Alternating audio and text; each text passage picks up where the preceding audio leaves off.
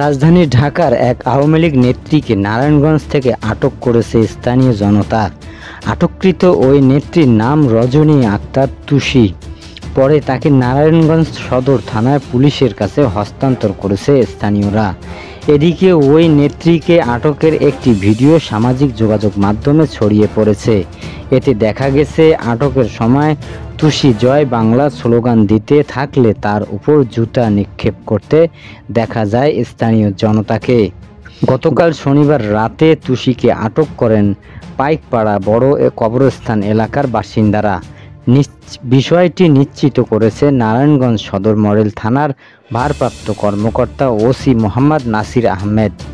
তিনি বলেন, শনিবার রাতে তুষিকে স্থানীয়রা আটক করে খবর দিলে আমরা তাকে থানায় নিয়ে আসি। প্রাথমিকভাবে জানা গেছে রজনী আক্তার তুষি ডেমরা থানার একজন সক্রিয় আওয়ামী লীগ নেত্রী, তবে তার পদ পদ্ধতি বিষয়ে কিছুই জানতে পারিনি। ওসি মোহাম্মদ নাসির আহমেদ বলেন, আটক করার সময় তুষি জয় বাংলা স্লোগান দিলে এলাকাবাসী টোপের মুখে পড়েন। এ সময় পরিস্থিতির শান্ত করতে তাদের কিছুটা বেগ পেতে হয়। পরে পরিস্থিতি কিছুটা শান্ত হলে তুষিকে নারায়ণগঞ্জ সদর মডেল থানায় নিয়ে যাওয়া হয়। স্থায়ী একটি বাড়িতে গত ৩ মাস ধরে পরিচয় গোপন রেখে ওই নেত্রী বাসা ভাড়া নিয়েছিলেন বলে দাবি করছেন স্থানীয়রা।